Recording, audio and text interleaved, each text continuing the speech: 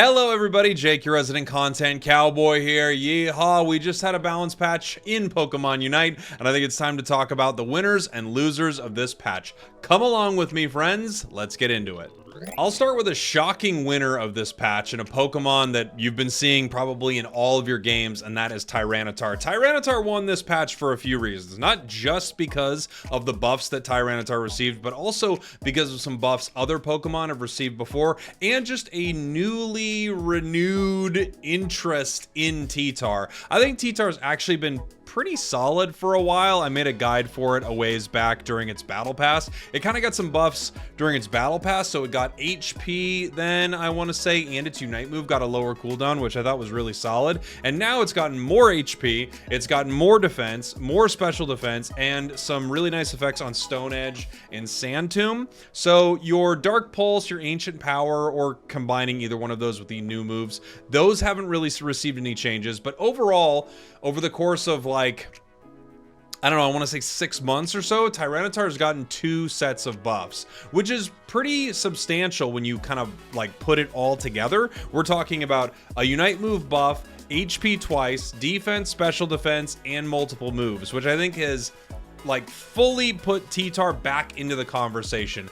I don't think this has made Tyranitar some sort of like overpowered monster or anything like that, but I do think it's given a lot of people an opportunity to look at a Pokemon that I think we had forgotten about or sort of written off. The meta had fully turned into low, quick Evo Pokemon like evolutions and stuff like that, dominating early and then dominating games. But in matches that are not fully competitive, like full 5 stacks, it's a lot harder to fully shut down a decent Tyranitar. All it really needs to do is hit 9, and then it's a force on the battlefield. I still think it pales in comparison to sort of Gyarados power spike and things like that, but it's way more valuable now, without question. A big winner of this patch, even if it's just noticing what's happening with other Pokemon, and now we get to see Tyranitar into the game more. Speaking of noticing what's happening with other Pokemon and that being a reason why Tyranitar is doing well, let me talk to you about our next winner, and that is Metagross. Metagross is a big winner in this patch. I think Metagross probably received the most unnecessary buffs from this patch. I'm just looking at it right now really quick to see if there's anything. No, I think Metagross is like the most unnecessary buffs. Like Tyranitar probably needed some buffs because its pick rate was so low. To be fair, Metagross had a super low pick rate as well, and you do want to see these Pokemon in the meta somewhat. I understand Zen Headbutt. Zen Headbutt for the longest time has been kind of a tragic move on this Pokemon. It's not as good as Magnet Rise at all. You have to fully commit to a fight. It takes you really far away. You can't position yourself well for Gyro Ball, but it does set up some really nice KOs. It works really well into low skill players for sure. And I think it sets up well with Meteor Mash, which is really cool. So Zen Headbutt getting a buff, it just makes sort of that 1-2 punch of a Zen Headbutt into a Meteor Mash much more possible, right? And then Gyro Ball getting a buff. This is like the weirdest part of this. It's also, again, also its Unite move. I'll talk about that in a sec, but Gyro Ball was great already. This feels like the over buff of the patch. It's not egregious, like the numbers aren't crazy on it, but it's I would have never guessed they would buff this part of Metagross. Its Unite move, on the other hand, has always been sort of, well, not always. At first, it was absolutely horrible. Probably the worst Unite move in the history of the game upon release. But ever since then, it's been way better. They've kind of dealt with how easily it was canceled and all that stuff. Now it does a lot more damage. It's way easier to get your resets on it. If you get a KO when using your Unite, you get like 30% of your Unite gauge back. So this just helps you snowball in matches even harder with Metagross. And this also is another reason that Tyranitar is a big winner. You're taking a Pokemon like Metagross, making it better. This is a huge shield Pokemon. And now you're saying, well, if you play Metagross, we have a solid counter on the other side. Tyranitar doesn't care at all about shield. So another big win for T-Tar and a huge win for Metagross as well. It's only reasonable to talk about some losers at this point. Let's talk about Mew. Mew needed nerfs. It's still probably ludicrously powerful, but it's every once in a while it keeps getting taken down like bit by bit by bit. Like, okay, we've kind of removed solar beam damage. Okay, now it's the boosted attack. Now it's overall special attack. Now it's unite move. Then it's unite move again. I think we're recognizing that in the hands of a high-skilled player, this is profoundly broken. You'll see that in tournament play for sure. In a lot of your standard solo queue games, you're not going to see like the crazy broken levels of Mew, but I do think reasonable nerfs to bring this Pokemon hopefully back down to earth. I wonder how it's going to affect it competitively. I'm really interested to see. I was talking to a couple players, one specifically Flareon's on Orange Juicers was mentioning that he felt like a lot of Pokemon were just not getting KO'd. They were getting away on like low HP where before they'd get KO'd. So these might actually be really sizable nerfs to Mew, especially in a competitive landscape. Without question, a big loser. Let's talk about another loser, Blastoise. Finally, by the way, Blastoise absolutely needed some nerfs. Water Gun, it's early secure, nerfed. Hydro Pump, its stun duration, nerfed. And its damage nerfed. And Rapid Spin, Water Spout, nerfed. Across the board, very reasonable nerfs. Although I scratch my head a bit at Water Spout, I have to be honest, because I don't think Blastoise's Water Spout Rapid Spin was as unbelievably busted as Hydro Pump. It's just that Blastoise in general is crazy good. Its Unite move's crazy good. Being in Rapid Spin gives you hindrance resistance. So I understand all that. I kind of wish they didn't really take the teeth too much out of the Water Spout build, because I felt like that is the option if you're trying to play Blastoise in a more carry-focused role. That being said, this Pokemon's had nerfs coming for a while, so very fair. It's a fair loser.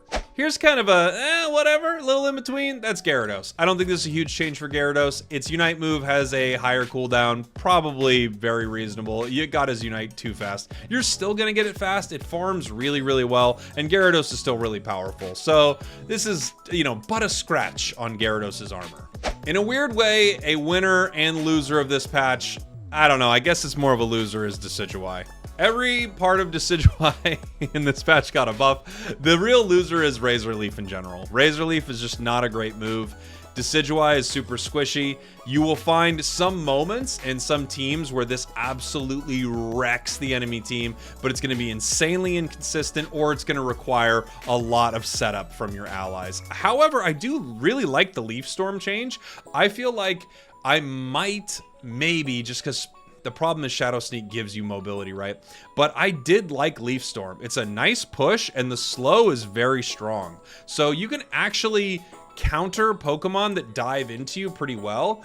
They may not have needed to lower, increase its cooldown though. So in general, this whole patch for Decidua is, it's kind of a loser to me. I just feel like we're still not at a point where Razor Leaf's amazing, even though it is better, and Leaf Storm got some buffs, but then also some nerfs. I don't know. This is a confusing one, and I don't love this build on Decidua. I just think it's not there. Let's talk about a winner, a massive winner, because I can't believe I'm saying this. Cramorant got buffed. That's right, Cramorant did not get nerfed. For a little while, every time a balance patch would come out, they would be like, yeah, we're buffing Cinderace, we're doing something, a Zoroark, blah, blah, blah, and we nerf Cram.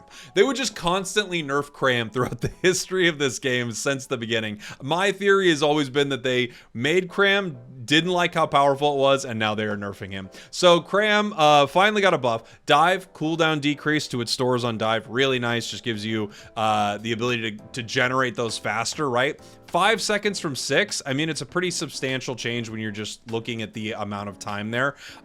It's cool, but it's not game breaking on Cram. Same thing with Hurricane. It's about a 10% damage buff. I think the real thoughts behind both of these buffs are, these are nudges, just like a lot of what we've seen in this patch. These are nudges to make these Pokemon slightly more meta. And while I would like bigger changes for certain things, I do like it when they make an attempt to bring something into the meta. So it's cool. Definitely a winner. You're going to be seeing more of both Cram builds.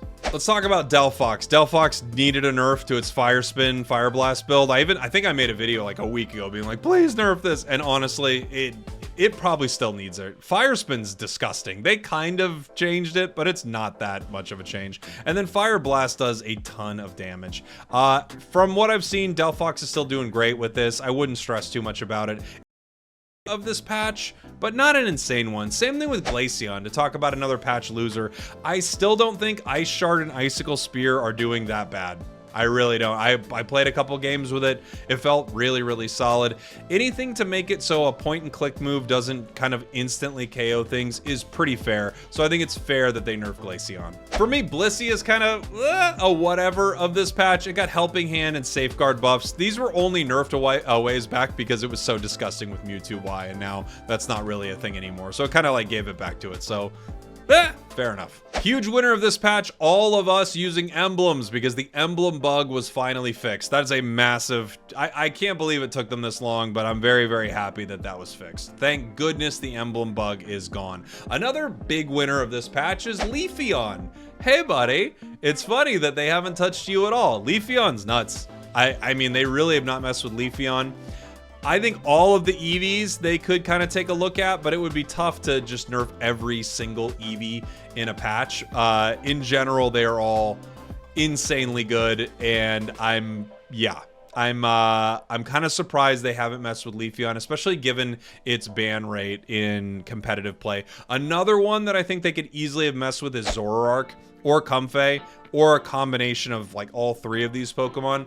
There is a situation in competitive play, and you'll see it in any form of coordinated play too, like duos, trios. Comfey, again, the broken Pokemon accelerant, it could always use a bit of a nerf because every time they kind of break something a little bit, Comfey rears its ugly head again. And then in competitive play, like Comfey Zoroark is an absolute monster.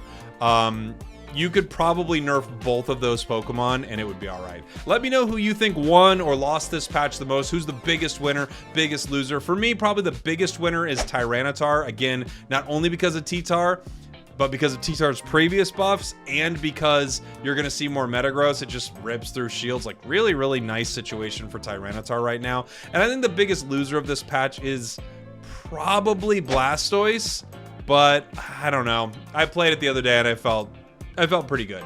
I love you all. Thanks for watching. Thanks for listening. I'll see y'all next time.